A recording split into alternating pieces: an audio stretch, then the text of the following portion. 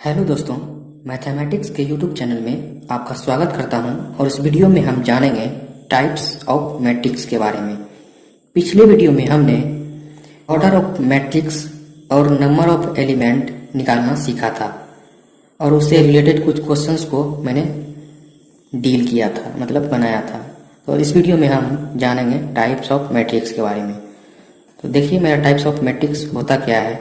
मतलब types of matrix मतलब matrix कितने प्रकार के होते हैं और जो मैट्रिक्स होते हैं उसका यूज हमें कहाँ कहाँ करना होता है, उस सारे के ऊपर डिटेल में डिस्कस करेंगे। तो मेरा फर्स्ट नंबर दिया हुआ है रो मैट्रिक्स।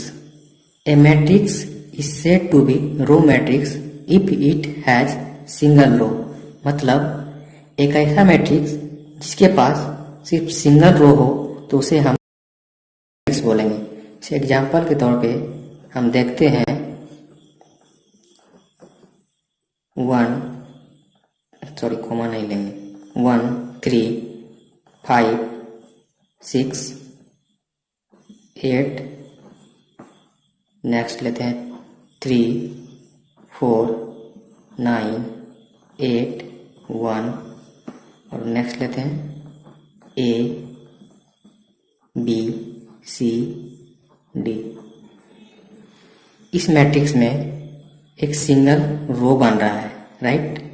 और इसका यदि ऑर्डर लिखने बोले हमें तो लिखेंगे 1 क्रॉस कितना column, 1 column 2 column 3 column 4 column 5 column. तो ये हो गया 1 क्रॉस 5। मतलब इसमें 1 का मतलब इसमें सिंगल रो बन रहा है और 5 कॉलम बन रहा है। ये मेरा हो गया रो मैट्रिक्स। इसमें बात करें तो इसमें भी एक 1 रो बन रहा है, ये हो गया 1। फिर क्रॉस कॉलम कितना बन रहा है, इसमें भी 5 कॉलम बन रहा है, ये हो गया 1 क्रॉस 5।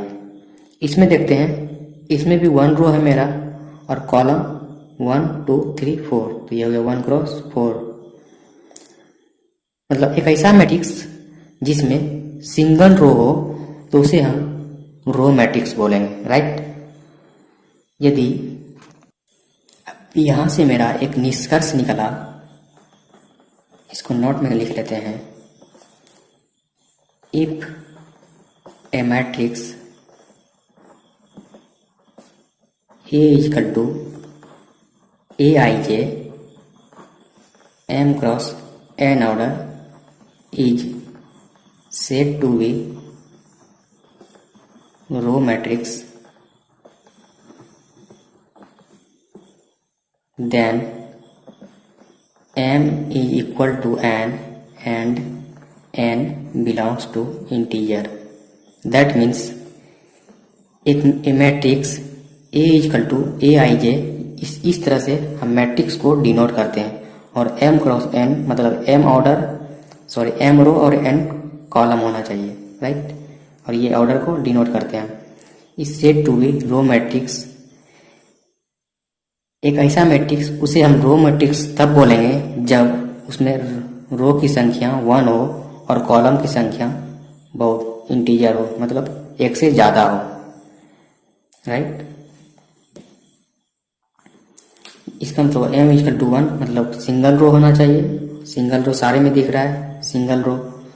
और n बिलोंग्स टू इंटीजर मतलब कॉलम की संख्या इंटीजर में नंबर में हो तो उसे हम रो मैट्रिक्स बोलेंगे। ये मेरा पहला हो गया। सेकेंड नंबर देखते हैं column matrix. A matrix is said to be column matrix if it has single column. मतलब एक ऐसा मैट्रिक्स जिसके पास सिर्फ सिंगल 1 कॉलम हो उसे हम कॉलम मैट्रिक्स बोलेंगे। तो एग्जांपल ले लेते हैं 2 3 4 6। इसके पास सिंगल कॉलम है और रो बहुत सारा रो है, तो इसे हम कॉलम मैट्रिक्स बोलेंगे। यदि इसका ऑर्डर लिखने के लिए बोला जाए तो हम लिखेंगे, पहले रो की संख्या लिखते हैं। तो किसमें कितना रो आ रहा है, इसमें 4, तो लिखेंगे 4 क्रॉस कॉलम कितना है 1, तो यहाँ पे लिखेंगे 4 क्रॉस 1, राइट। नेक्स्ट देखते हैं A C D F G. इसमें भी मेरा सिंगल कॉलम है और रो बहुत सारा है, तो इसे हम कॉलम मैट्रिक्स बोलेंगे। और इसका ऑर्डर लिखने बोला जाए तो हम लिखेंगे, पहले रो की संख्या लिखेंगे। रो मेरा 5 है तो 5, कॉलम 1 बन रहा है तो 5 क्रॉस 1। एक नेक्स्ट है A11, A21, A31, A41 dot dot dot dot AM1। इसमें भी मेरा बहुत सारा रो आ रहा है लेकिन कॉलम सिर्फ सिंगल है, तो इसे हम कॉलम मैट्रिक्स बोलेंगे। और इसका यदि हमें ऑर्डर लिखने बोला जाए तो सबसे पहले हम रो की संख्या लिखेंगे। रो की संख्या कितना m तक आ रहा है तो लिखेंगे m क्रॉस, कॉलम मेरा सिंगल कॉलम है तो लिखेंगे m क्रॉस n, राइट। तो यहाँ से मेरा एक निष्कर्ष निकला, नोट करके लिख लेंगे उसे। If a matrix A is equal to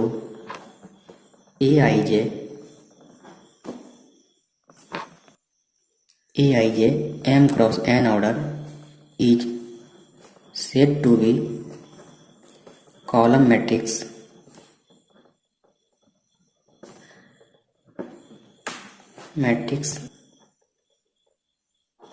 then m belongs to integer number and n belongs to 1। मतलब Aij m cross n order का एक मैट्रिक्स होगा, उसे हम कॉलम मैट्रिक्स तब बोलेंगे जब उसमें कॉलम की संख्या सिर्फ 1 आ रहा है। ये रो आ रहा है, ये कॉलम आ रहा है, तो n बिलोंग्स टू 1, मतलब 1 रो आना चाहिए, 1 कॉलम होना चाहिए और इंटीजर की संख्या बहुत सारा होनी चाहिए, कॉलम की संख्या बहुत सारा, तो उसे हम कॉलम मैट्रिक्स बोलेंगे, राइट।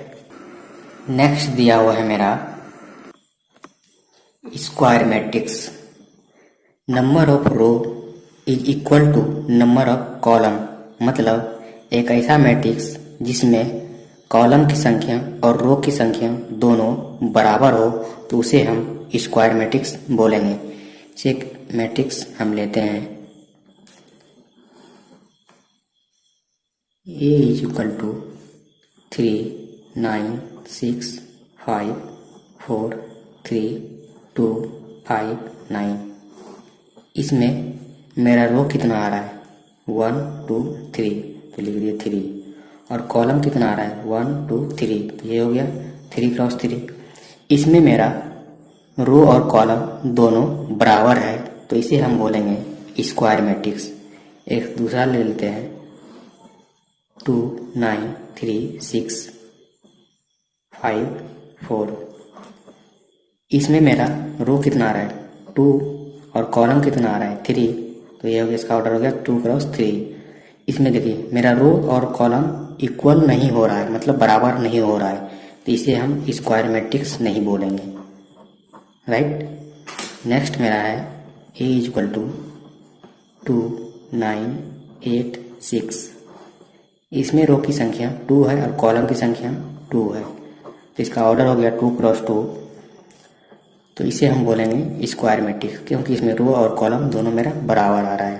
तो यहाँ से एक निष्कर्ष निकला जिसे नोट करके लिखेंगे,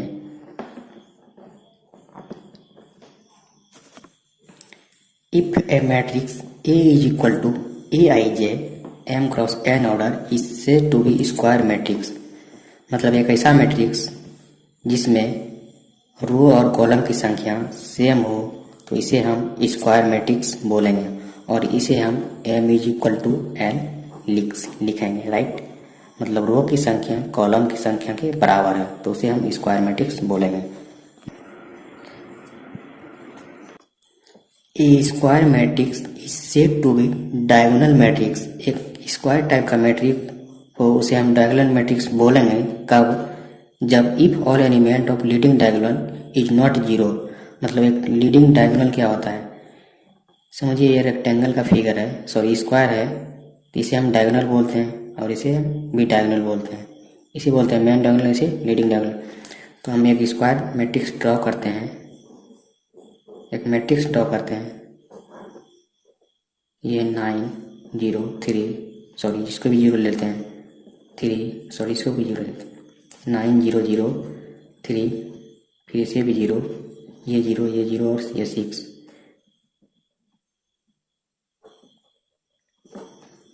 देखिए ये लीडिंग डायगोनल है ना, इस लीडिंग डायगोनल में सारा एलिमेंट कुछ ना कुछ है, इसे छोड़कर बाकी सारा 0 हो जाए तो उसे हम बोलेंगे डायगोनल मैट्रिक्स, राइट। एक नेक्स्ट दूसरा एग्जांपल लेते हैं, 9 3, सॉरी इसे 0 लेते हैं, 9 0 0 2। इसमें भी देखिए लीडिंग डायगोनल है, इसे छोड़कर सारा 0 है तो इसे हम बोलेंगे डायगोनल मैट्रिक्स, राइट। नेक्स्ट है एक ऐसा स्क्वायर मैट्रिक्स जिसका लीडिंग डायगोनल सेम हो बट 0 नहीं हो और रेस्ट 0 हो तो उसे हम स्केलर मैट्रिक्स बोलेंगे। एक एग्जांपल के तौर पे देखते हैं,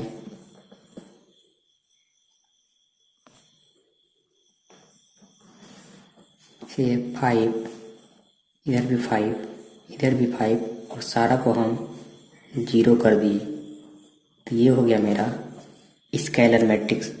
ये लीडिंग डायगोनल सेम है, सेम बट नॉट 0, 0 तो नहीं है ये, और रेस्ट आर 0, रेस्ट मेरा 0 आ रहा है तो इसे हम स्केलर मैट्रिक्स बोलेंगे, राइट।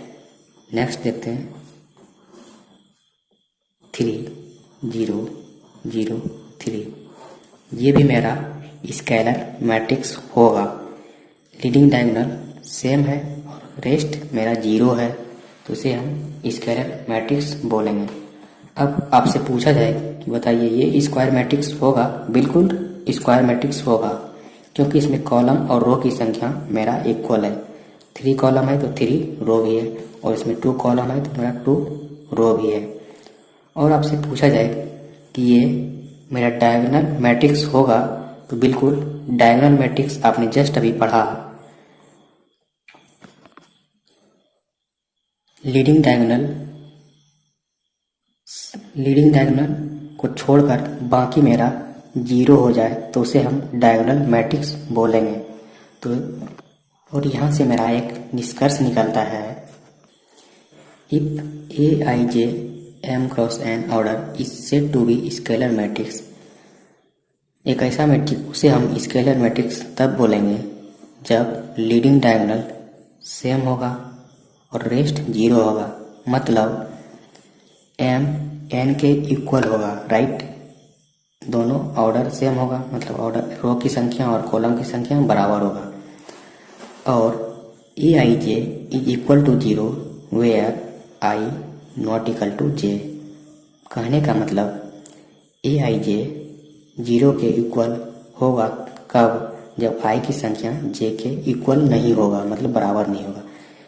यदि हम इसे इस फॉर्म में लिखें तो A11 i और j है मेरा, ये i है और ये मेरा j है, राइट।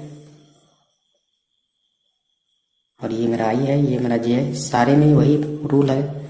तो i मेरा j के इक्वल नहीं है कब? देखिए यहाँ पे i और j इक्वल नहीं है जब ये मेरा 0 हो रहा है, राइट। ये मेरा 0 हो रहा है, इस जगह तो 0 होगा मेरा, ये मेरा i और j के इक्वल नहीं है।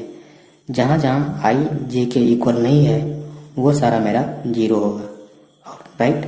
और Aij इक्वल टू k दिया हुआ है यहाँ पे, मतलब i इक्वल टू j के बराबर है, राइट। बिल्कुल सही है। i देखिए ये i है और ये j है, मतलब i j के इक्वल है, तो यहाँ पे कुछ है, मतलब ये मेरा नंबर दिया हुआ है यहाँ पे, और इसमें भी i j के इक्वल है और इसमें भी i j के इक्वल है, और राइट। तो ये मेरा कुछ निष्कर्ष निकलता है स्केलर मैट्रिक्स से। नेक्स्ट मेरा दिया हुआ है यूनिट मैट्रिक्स। एक ऐसा मैट्रिक्स जिसका लीडिंग डायगोनल 1 हो और रेस्ट 0 हो तो उसे हम यूनिट मैट्रिक्स बोलेंगे। एग्जांपल देख लेते हैं, ये मेरा दिया हुआ है 1 0 0 1, राइट। लीडिंग डायगोनल 1 है और रेस्ट मेरा 0 है।